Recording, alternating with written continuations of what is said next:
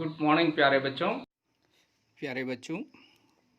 Next chapter ले रहे हैं। चैप्टर 5 है आपका ये क्लास 10th मैथमेटिक्स से, जिसका नाम है अर्थमेटिक प्रोग्रेशन, है ना। अर्थमेटिक तो आप जानते होंगे। अर्थमेटिक यानी एक प्रकार से अंक गणित, जिसे हिंदी में कहते हैं ना, अंक गणितीय गणना जो करते हैं हमने अंकों की गणना। और प्रोग्रेशन को हिंदी में श्रेणी कहते हैं। और प्रोग्रेस जो वर्ड है आप जानते हैं, प्रोग्रेशन है आगे बढ़ना, प्रगति करना, है ना। तो अब यहाँ पर प्रोग्रेशन का मतलब होता है कि एक प्रकार की श्रेणियाँ हैं, जैसे यहाँ पर आपको दिखाई दे रही है ना। ये बढ़ते क्रम में हो सकती है, घटते क्रम में हो सकती है, मल्टीपल्स में हो सकती है। तो इसके अलग अलग टाइप्स होते हैं। तो अभी अर्थमेटिक प्रोग्रेशन में पढ़ा रहा हूँ, लेकिन प्रोग्रेशन जो है बच्चों वो 3 प्रकार की होती है। आपको नॉलेज होना चाहिए, इसलिए मैं बता रहा हूँ। कभी भी आपको पूछा जा सकता है कंपटीशन एग्ज़ाम में। तो एक होती है अर्थमेटिक प्रोग्रेशन, जो अभी हम पढ़ने वाले हैं। उसके अलावा अर्थमेटिक प्रोग्रेशन का एक सिंपल सा डिटेल में बताऊंगा। इनमें जो डिफरेंस आप देख रहे होंगे, 2 का डिफरेंस है सब में, यानी डिफरेंस इक्वल रहता है प्रत्येक 2 टर्म्स का, यानी इन 2 टर्म्स का, इन 2 टर्म्स, इन 2 टर्म्स, इनका डिफरेंस समान रहता है, तो इसको कॉमन डिफरेंस कहते हैं। ये एक एग्जांपल है अर्थमेटिक प्रोग्रेशन।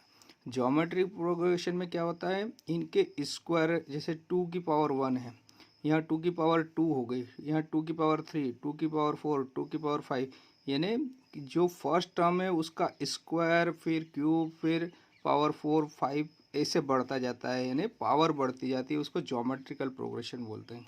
और हार्मोनिक प्रोग्रेशन होता है बच्चों, ये एपी का जस्ट रेसिप्रोकल। जैसे ये 3, 5, 7 था ना, तो 1/3, 1/5, 1/7, 1/9, 1/11, यानी हार्मोनिक प्रोग्रेशन को अगर इसका रेसिप्रोकल कर देंगे सारी टर्म्स का, तो वो एपी बन जाएगी। तो एपी का ईच टर्म का जो रेसिप्रोकल है वो हार्मोनिक प्रोग्रेशन बनाता है।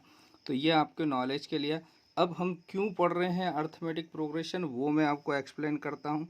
अर्थमेटिक प्रोग्रेशन का और ये सारी प्रोग्रेशन का हमारी डेली लाइफ में बहुत सारा यूज़ है।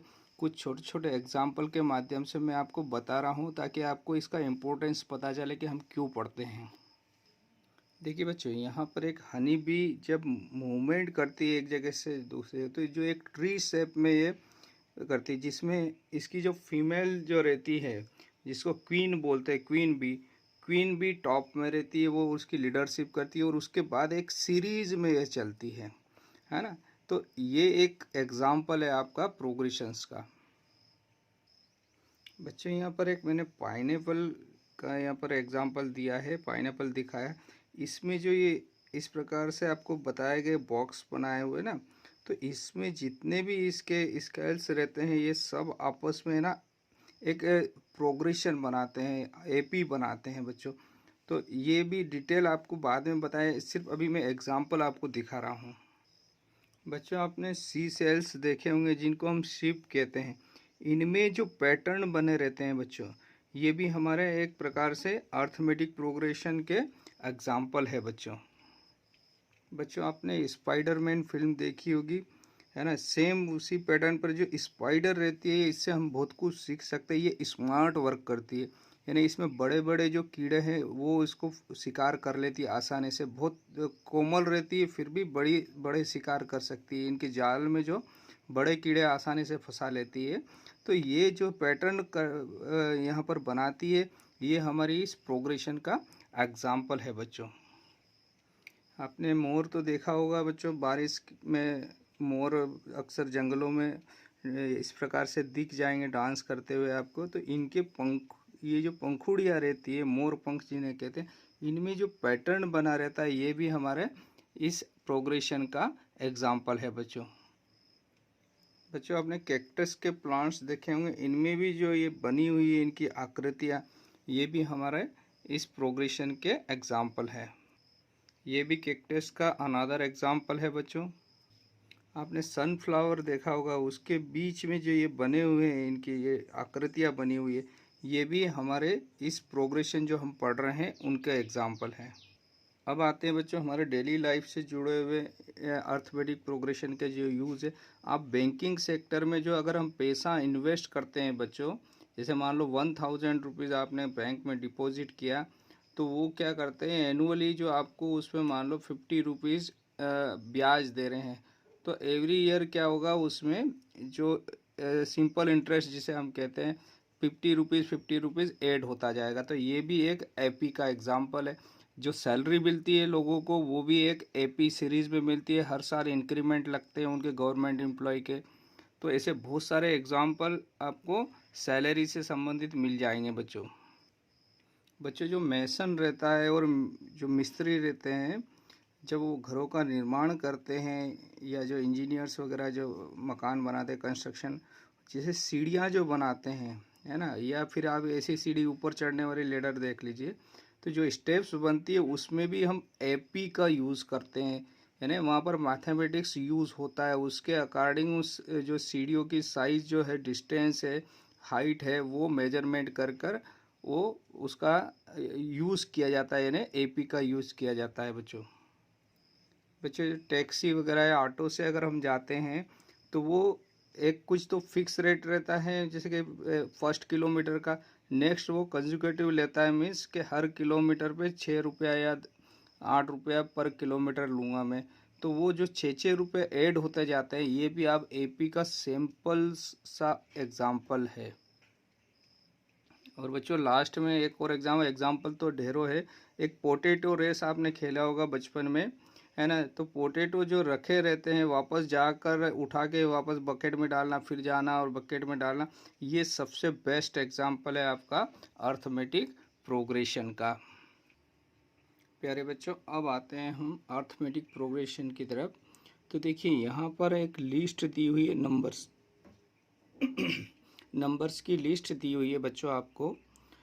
यहाँ पर फर्स्ट वाला देखते हैं, 1 2 3, ये काउंटिंग दिया है और इसमें आगे नहीं लिखे हुए, यहाँ पर समाप्त हो गया 8 तक।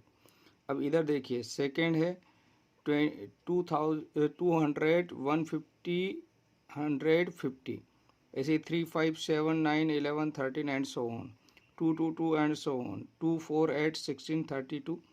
अगर इनको ऑब्जर्व करते हैं बच्चों, तो देखिए फर्स्ट वाले को हम अगर देखते हैं तो इन सब में एक एक नंबर बढ़ रहा है, मीन्स एक एक नंबर का डिफरेंस है सब में। यहाँ पर अगर देखा जाए तो ये डिक्रीज हो रहा है, घट रहा है। कितना?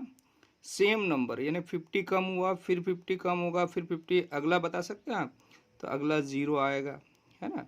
तो यहाँ 50 50 कम हो रहा है। यहाँ पर क्या हो रहा है? 2 2 इंक्रीज हो रहा है, यानी इसका मतलब सभी में डिफरेंस सेम है। यहाँ भी 2 डिफरेंस, इन दोनों टर्म्स का भी डिफरेंस 2, इनका भी डिफरेंस 2, इनका भी डिफरेंस 2। यहाँ देखिए, यहाँ सेम नंबर है, इसका मतलब इनमें डिफरेंस कितना है? 0 0 0, यानी डिफरेंस इन, अगर इन सबको देखा जाए तो इनमें एक समानता है। क्या समानता है? इसमें डिफरेंस 1 है, इसमें डिफरेंस 50 है, इसमें डिफरेंस 2 है और इसमें डिफरेंस 0 है। लेकिन ये फिफ्थ वाला देखिए, यहाँ पर ये 2 के बाद 4 है, 4 के बाद जस्ट 8 आ गया, 8 के बाद 16, 16 के बाद 32। तो यहाँ डिफरेंस सेम नहीं है। ये जीपी का एग्जाम्पल है, अभी जो मैंने बताया इससे पहले। लेकिन अर्थमेटिक, तो ये सारे जिनमें डिफरेंस सेम रहता है, ये अर्थमेटिक प्रोग्रेशन के एग्जाम्पल है, 1 2 3 4। और फिफ्थ जो है ये, इसमें डिफरेंस अलग है, इसलिए एपी नहीं होगा। अब एपी क्या होता है वो भी मैं डिटेल बता रहा हूँ। इससे पहले आप समझिए, ये जितने भी नंबर्स है इनमें, ये सब टर्म्स कहलाते हैं, है ना। ये first term, second term, third term, 4 5 6, है ना। तो ये पहले वाले पद को फर्स्ट टर्म कहेंगे, सेकेंड वाले को सेकेंड टर्म। हम जनरली इनको ऐसे भी लिखते हैं बच्चों, A1 A2 A3, ऐसे आगे बढ़ते जाएंगे, first term, second term, third term, है ना। ये मैं अभी डिटेल बताने जा रहा हूँ। ये टर्म्स कहलाती है। दूसरा मैंने बताया था, ये यहाँ पर आगे नहीं बढ़ रहा है, लेकिन इनमें डॉट डॉट लगा है, नहीं आगे बढ़ते जा रहे हैं, आते ही जाएंगे नंबर। तो ये फाइनाइट सीरीज सीक्वेंस हो जाएगी, है ना। ये फाइनाइट लिस्ट हो जाएगी नंबर्स की, और ये इनफाइनाइट नंबर्स होंगे इसमें, ठीक है ना। अब इनको हम जो नंबर्स लिखे हुए हैं, जिनमें क्या है, एक डेफिनेट ऑर्डर है, यानी इनमें कुछ निश्चित संख्या में नंबर बढ़ रहे हैं या घट रहे हैं या कुछ मल्टीपल हो रहे हैं। तो ये 1 2 3 4 5 क्या है? सीक्वेंस है, यानी कुछ एक ऐसा पैटर्न है जिसमें कोई एक रूल लग रहा है। तो ये सारे सीक्वेंस कहलाते हैं, ठीक है ना बच्चों। तो ये सीक्वेंस हुआ। एक आता है, आगे पढ़ेंगे आप, सीरीज। तो अगर सीरीज आपने दिवाली पे यूज़ किया होगा ना, जैसे वो आपस में अपने घरों में लटकाते हैं, उसे सीरीज कहते हैं, लाइटिंग जो रहती है। तो सीरीज में ये आपस में जुड़े रहते हैं, प्लस या माइनस कैसे भी जुड़े रहेंगे, यानी इनमें रिलेशन रहता है। तो ये सीक्वेंस यानी अलग अलग रहते हैं, सीरीज में आपस में जुड़ जाते हैं, यानी प्लस से जुड़े या माइनस से जुड़े, इसे इनके बीच में साइन रहता, ऑपरेशन रहता है, इसको हम बोलते हैं सीरीज। और ये है सीक्वेंस। ये आपको नॉलेज होना चाहिए, इसलिए मैं सारी चीज़ें बता रहा हूँ। और ये इनकी सबकी ये टर्म्स कहलाती है, फर्स्ट टर्म, सेकेंड टर्म। और ये फाइनाइट सीरीज है, सीक्वेंस है, ये फाइनाइट सीरीज हो गई। और ये इनफाइनाइट सीक्वेंस है, जिसके पद आगे बढ़ते ही जाएंगे उनको इनफाइनाइट बोलेंगे। अब आते हैं एपी। तो बच्चों ये जो एपी का एग्जाम्पल है, फर्स्ट, सेकेंड, थर्ड, फोर्थ, तो एपी किसे कहते हैं, जिनमें किन्हीं भी दो पदों का अंतर किसी भी जगह से ले लीजिए, इन दो का पद, इन दोनों का डिफरेंस कहीं से भी, यानी सारे पदों में जो डिफरेंस है वो समान होना चाहिए, चाहे पद किसी भी नंबर पर हो। इन दोनों का डिफरेंस, इन दोनों का डिफरेंस, ये सभी डिफरेंस शुरू से लेकर लास्ट तक कहीं पर भी डिफरेंस असमान नहीं होना चाहिए, समान होना चाहिए। जैसे यहाँ 1 का डिफरेंस है, यहाँ 50 का डिफरेंस है, यहाँ 2 का डिफरेंस है, यहाँ 0 का डिफरेंस है। इसलिए ये 1 to 4 क्या है, एपी के एग्जाम्पल है बच्चों। अब मैं आपको एपी का जनरल फॉर्म और इसका जो फार्मूले हैं, कैसे बनते हैं, एपी की टर्म कैसे निकालते हैं, वो आपको समझाने जा रहा हूँ। तो देखिए ये एपी का एग्जाम्पल है, क्योंकि इनमें डिफरेंस सेम है। तो जो डिफरेंस इसमें कितना आ रहा है बच्चों, देखिए यहाँ पर 2 का डिफरेंस है, इनमें भी 2 डिफरेंस है, इसमें भी 2 डिफरेंस है, इसमें भी 2, ठीक है ना। ये 2 का डिफरेंस, यानी इस फर्स्ट टर्म में ये 2 ऐड करते जा रहे हैं हम, तो क्या होता जा रहा है अगला टर्म। तो ये जो फर्स्ट टर्म A1 है, इसको जनरली हम ए भी लिखते हैं, ए मतलब फर्स्ट टर्म, इसको A1 भी लिखते हैं और ए भी लिखते हैं। तो फर्स्ट टर्म हो गया आपका 3, ठीक है बच्चों। और नेक्स्ट जो है इनके बीच का जो डिफरेंस है, यानी 5 - 3, यानी बाद वाले में से पहले वाला घटाना, यानी इसका प्रीवियस जो है टर्म वो उसके बाद वाले में से सब्ट्रैक्ट करेंगे, यानी हर दूसरी टर्म से पहले वाली उसकी प्रीसीडिंग टर्म। तो ये डिफरेंस निकालते हैं। तो डिफरेंस कितना आ रहा है बच्चों, 2। तो ये d बराबर जो आ गया 2। तो ये डिफरेंस क्या है, कॉमन है, सब में सेम रहना चाहिए एपी में, तो इसलिए इसको कॉमन डिफरेंस बोलते हैं। डी क्या हो गया, कॉमन डिफरेंस।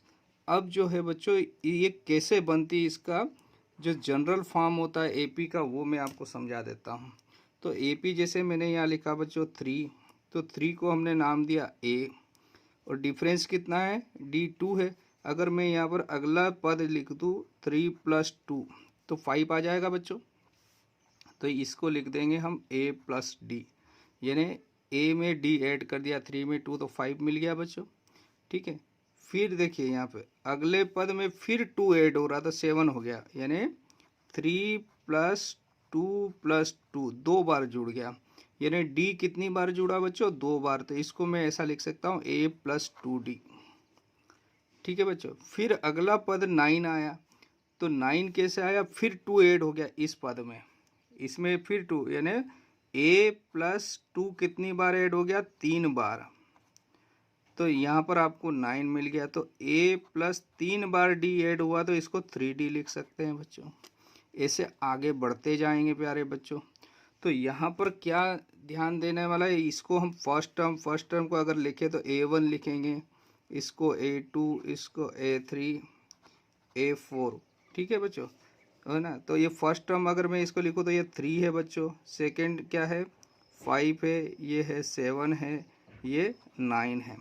तो ये जो पैटर्न बनाया हमने, ये आपका जनरल फॉर्म हो गया एपी का, जिसमें फर्स्ट टर्म ए है और जो डिफरेंस है वो ऐड होता जाता है। तो जनरल फॉर्म जो है आपका, जनरल फॉर्म जो है एपी का, वो क्या हो जाएगा, A + D, A + 2D, a+3d and so on. तो देखिए यहाँ पर ये फर्स्ट टर्म क्या है आपका, फर्स्ट टर्म है a1, सेकेंड टर्म है a+d, a3, ये a4। अगर मैंने आपसे पूछा कि आप बताइए a5 बताइए बच्चों, क्या पूछ लिया मैंने आपसे कि आप a5 बताइए इस AP का 3 5, यानी आपको AP दिया है 3 5 7 9 एंड सो ऑन। आपसे मैंने पूछा ये फर्स्ट टर्म है a1 a2 a3 a4, a5 पूछा, तो a5 आप बता सकते हैं, इसमें एक और 2 ऐड हो जाएगा यानी क्या हो जाएगा 11 हो जाएगा बच्चों, है ना। अगर आपसे मैंने फॉर्म ये जनरल फॉर्म में पूछा तो a5 टर्म क्या होगी, तो फर्स्ट टर्म है a, सेकेंड है a+d a+2d, यानी यहाँ 3 में 2 आएगा, 2 में 1 आएगा, 4 में 3 आएगा, तो 5 में a5 क्या आएगा। तो a5 को अगर लिखना है तो a5 आप क्या लिखेंगे बच्चों, a+4d, तो a5 हो जाएगा a+4d।